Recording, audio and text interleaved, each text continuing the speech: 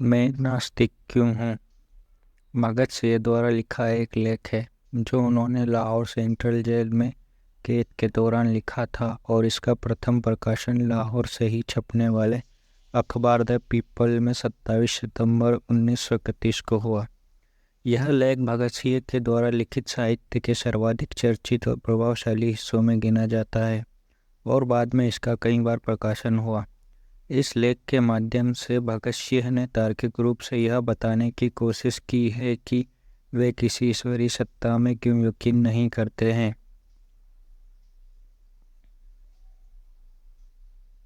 मैं नास्तिक क्यों हूँ। भगत सिंह। एक नई समस्या उठ खड़ी हुई है। क्या मैं किसी अहंकार के कारण सर्वशक्तिमान, सर्वव्यापी तथा सर्वज्ञानी ईश्वर के अस्तित्व पर विश्वास नहीं करता हूँ। मैंने कभी कल्पना भी न की थी कि मुझे इस समस्या का सामना करना पड़ेगा, लेकिन अपने दोस्तों से बातचीत के दौरान मुझे ऐसा महसूस हुआ कि मेरे कुछ दोस्त, यदि मित्रता का मेरा दावा गलत न हो, मेरे साथ अपने थोड़े से संपर्क में इस निष्कर्ष पर पहुंचने के लिए उत्सुक है कि मैं ईश्वर के अस्तित्व को नकार कर कुछ ज़रूरत से ज़्यादा आगे जा रहा हूं, और मेरे घमंड ने कुछ हद तक मुझे इस विश्वास के लिए उकसाया है। जी हाँ, यह एक गंभीर समस्या है। मैं ऐसी कोई सेकी नहीं बगाड़ता कि मैं मानवीय कमजोरियों से बहुत ऊपर हूँ। मैं एक मनुष्य हूँ और इससे अधिक कुछ नहीं। कोई भी इससे अधिक होने का दावा नहीं कर सकता। एक कमजोरी मेरे अंदर भी है। अहंकार मेरे स्वभाव का अंग है। अपने कॉमरेडों के बीच मुझे एक निरंकुश व्यक्ति कहा जाता था। यहाँ तक कि मेरे दोस्त श्री BK दत्त भी मुझे कभी कभी ऐसा कहते थे। कई मौक़ों पर स्वेच्छाचारी कहकर मेरी निंदा भी की गई। कुछ दोस्तों को यह शिकायत है और गंभीर रूप से है कि मैं अनचाहे ही अपने विचार उन पर थोपता हूँ और अपने प्रस्तावों को मनवा लेता हूँ।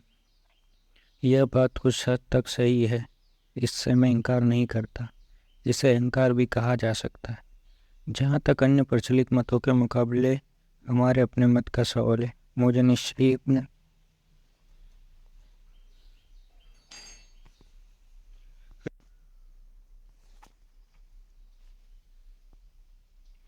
निश्चय ही अपने मत पर गर्व है, लेकिन यह व्यक्तिगत नहीं है। ऐसा हो सकता है कि यह केवल अपने विश्वासों के प्रति न्यायोचित गर्व हो और उसको घमंड नहीं कहा जाता।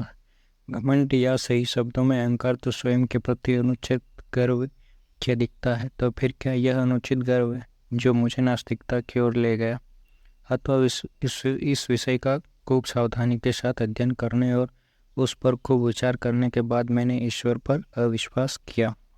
यह प्रश्न है जिसके बारे में मैं यहाँ बात करना चाहता हूँ। लेकिन पहले मैं ये साफ कर दूँ कि आत्माभिमान और अहंकार दो अलग अलग बातें हैं।